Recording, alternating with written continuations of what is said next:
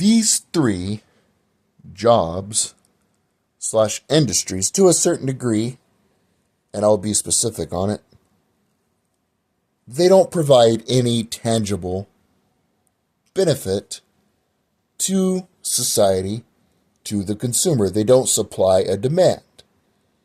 They don't create a good or a service. For example, if you work in a restaurant, you cook, you are providing something of benefit to the consumer. They demand hamburgers, you're cooking a hamburger, a steak. If you clean apartment buildings, if you clean homes for a living, you are making the environment clean, and that person has more time to spend doing whatever they wish instead of worrying about if their home is clean or not. It's a tangible objective and a tangible benefit. Here are three professions that provide no tangible benefit. Number one, and it's both of them together, CEOs of healthcare companies and adjusters.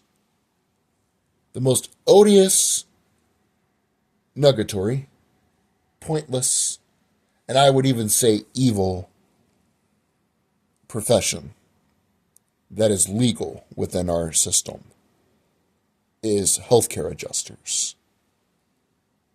Healthcare adjusters, they get to decide, despite having no qualifications, despite not having the background, what healthcare you're able to access, what treatment you are able to receive, how much money is spent on your healthcare. Not the doctor who went to college and went to medical school. He doesn't get to decide that. It is the adjuster. In fact, it is within their incentive to be able to cause the company to save money. Wilma is causing so much money on us, but she needs a knee replacement or she won't be able to walk. Oh well, let's cut her off. Let's give the extra money to the company, to the shareholder, and let's trade it on the New York Stock Exchange.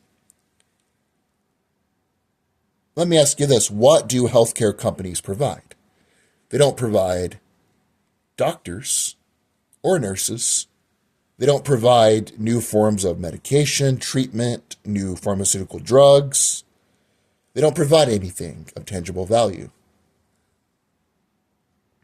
If healthcare companies ceased to exist, you would still have doctors, nurses, and other companies that are in the healthcare field.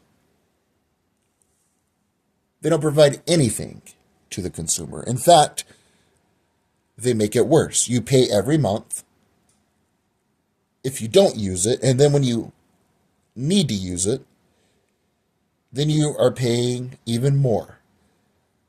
Copay, deductible. And you better be in network. If someone slices a knife through you, you better hope that if you're like me and you live in a rural community, you can drive really fast before you're unalived because you don't want to be out of network and have to pay even more. They take their cut, their piece of the pie, which is the difference. But in fact, they are even worse. For example, my grandma has cancer. She didn't know what was going on. She was in the hospital for a few days. They were running some test on her. These scumbags, these pieces of trash who are adjusters, then thought to themselves, this cost us too much money. We need to give more money to the shareholders, or I need a bonus on my paycheck. Let's charge this stupid woman money. That was their thought process.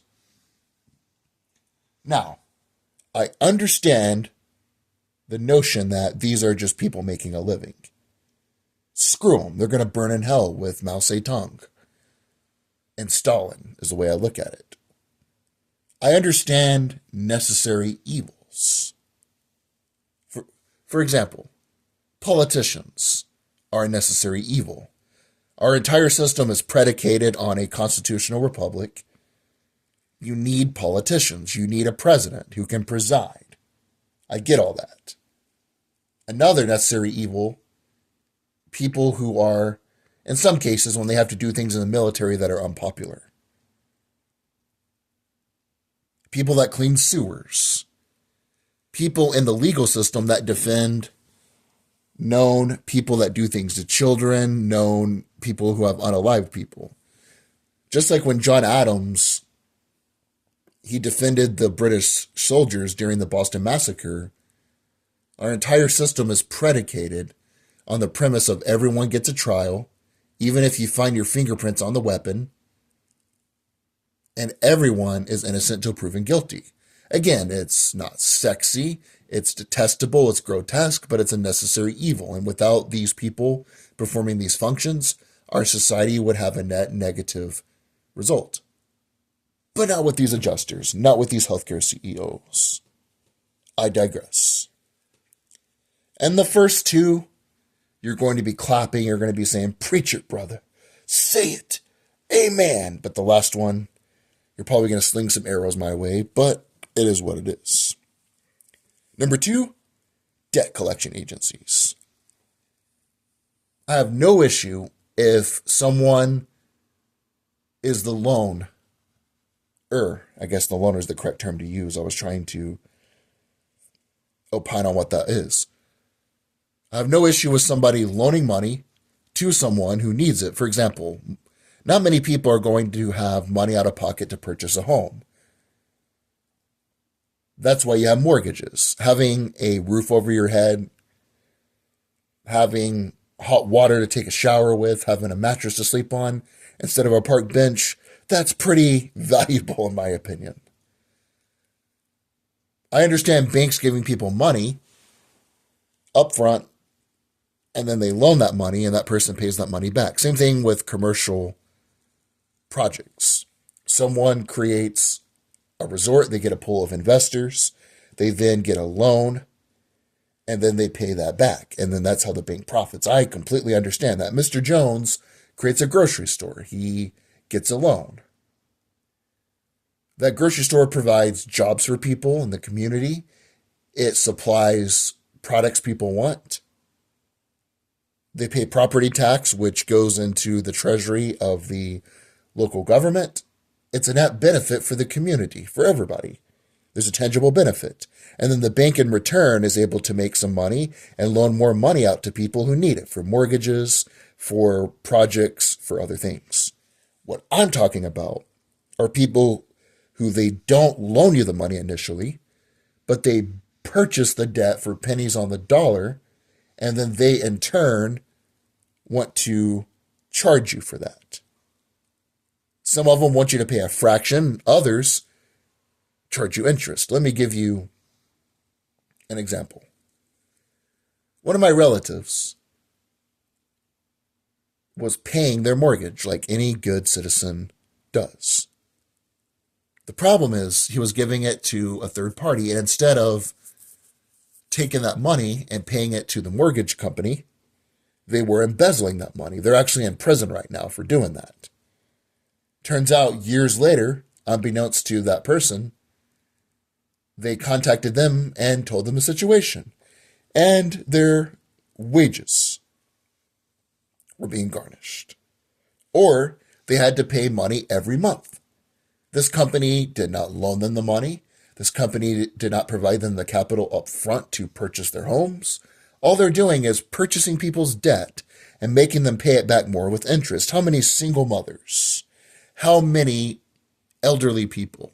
How many good, honest, hardworking people have they screwed over while profiting off that person's misery? Think about that. In the future, I would love to ask them, how does it feel being useless for society? At least even a person that cleans up shit on a farm, they're at least making the farm clean. You're not doing anything to make society better. All you're doing is purchasing people's debt, making them pay the money back. And that's how you put food on your table. You're a scumbag.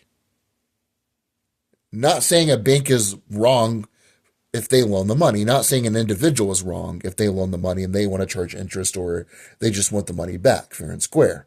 But you don't provide anything up front and then you purchase the debt and then you charge interest or you want to profit off of that. You can go to hell. Number 3, this is really going to be unpopular. Let me preface first. People that teach ABCs and 1, 2, 3s, you have to have that. If someone is illiterate, they can't read, they can't write, they can't do basic adding and subtraction, they can't function in society. Elementary school teachers are a keystone species in a ecosystem, are like bumblebees. You don't have bumblebees that pollinate, then that means you don't have your ecosystem being the same. It collapses under its own weight because you don't have enough support in the ecosystem without bees, and that's like those teachers. But here's where it's going to be unpopular. I don't think a geography teacher, I don't think a history teacher is very important, especially if they're not going to teach us the truth about history. I mean, think about all the bullshit they fill into your brain. Once you get out of school, then you got to teach yourself the true history. It's like, if you're going to make me learn this shit, at least teach me the true history. And I like history. I'm reading about the impeachment of Andrew Johnson right now. I'm a history buff. I enjoy it as a subject. Geography, I enjoy as a subject. I can tell you the continents, largest to smallest off the top of my head. Asia, Africa, North America, South America, Antarctica, Europe, and Australia. Sometimes Oceania, which is the surrounding area. I know about geography, and I can tell you about different continents on the map, longitude, latitude, all that stuff. I can tell you about the Pacific Ocean. I can tell you about waterways. But the point is, how does that make people's lives better knowing that? How does that create a product or a service? It doesn't. I told my geography teacher one time, they wanted me to do a project, and I said, I'm not doing it. Why do we have to learn this? And I was a jackass, but I was still speaking truth. Once I'm out of school, I don't need to know the capital of China, which is Beijing. I don't need to know the capital of Switzerland. All the working man needs to know is how to get to work, how to get to the grocery store, how to get to the liquor store, the strip club, church, and how to get the hell home. They don't need to know all that other stuff. They don't need to be able to identify where Russia is on a map. And that is still true today. Same thing with biology.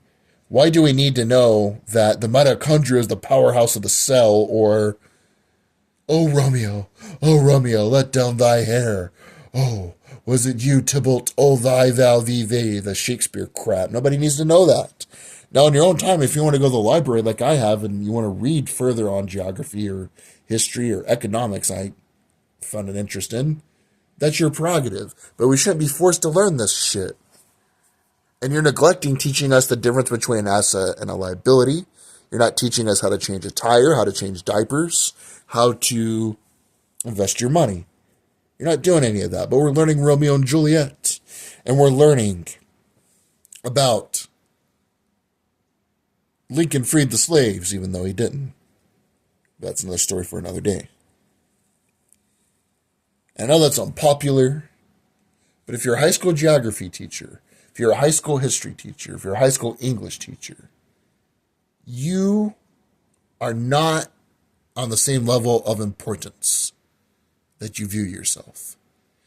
You're not on the same level as someone in the rescue squad, firefighter, police officer. You're not on that level, and that's okay.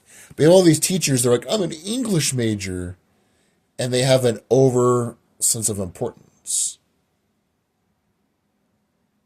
And I'm not even hating those people. Those people have good intentions. A lot of them do. They're not like the adjusters, and they're not like the debt collectors who are scumbags from hell. A lot of them are well-meaning people. They really think if someone can regurgitate facts about the cell, that it's going to make their life better. They really think that someone being able to memorize Shakespeare is going to enhance their quality of life. They're well-meaning, but still wrong. Last but not least, here are a few industries that I was opining on, and I thought, let me add them, but then I decided not to. As I stated earlier, politicians, for better or worse, you have to have them. Motivational speakers / spiritual teachers, not for me personally, but there are people who their faith is very important to them. And one thing I don't do is I don't question people's faith. If you're not hurting anybody, if you're a Jew, if you believe in Buddhism, Hinduism, Christianity, Islam, as long as you're not hurting anybody, I don't question your faith. And your faith is valuable. It's important to you when you go to the temple, when you go to the mosque, when you go to the church. And that's nothing wrong with that. Or Tony Robbins. Some people listen to motivational speakers and it makes their life better and they have a tangible benefit to their life. Not me personally. I'm not religious, and a lot of that motivational speaking is total horseshit in my opinion, but it does provide value to some other people. Some media members, not the ones who are commentators. A commentator is someone that comments. But the people that will tell you the who, what, where, when, and why, they're reporters. We don't have a lot of those anymore, but you get the point. But as I was opining, you do need media members to a certain degree. People do need spiritual teachers of faith, and it's not me personally. I'm a atheist, but people whose faith